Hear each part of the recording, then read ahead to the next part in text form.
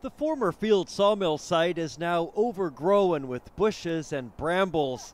All that remains here is a derelict office building and 3.5 hectares of concrete, some of it 60 centimeters thick in places. There's also the wall. Along here, the steel wall is what we call, everybody refers to as the killing wall. The killing wall has to go. The sawmill was built here in 1949 to take advantage of tidal waters to move log booms up the river from the estuary. Interfor was the last owner and closed the mill in 2006.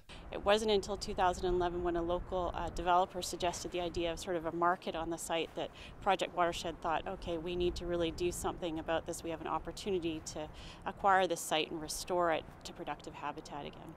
And that's what they hope to do, restore the site with a main channel running through it and marshland to replicate what is just south of the property right now and restore it to what it used to be. But the actual real river was actually back about 50 to 80 feet further back into this property.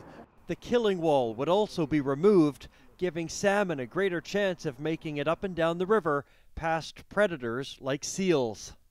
The seals actually use that to their advantage to trap and prey upon the salmon, both juveniles that are out migrating in the spring and adults that return. We now find many sites like this up and down the BC coast in estuaries, and I don't think there was a realization at the time quite to what degree the impacts were felt by the marine environment and key things like salmon. But the city of Courtenay and the Comox First Nation would share ownership of the land, but Project Watershed has its work cut out for it.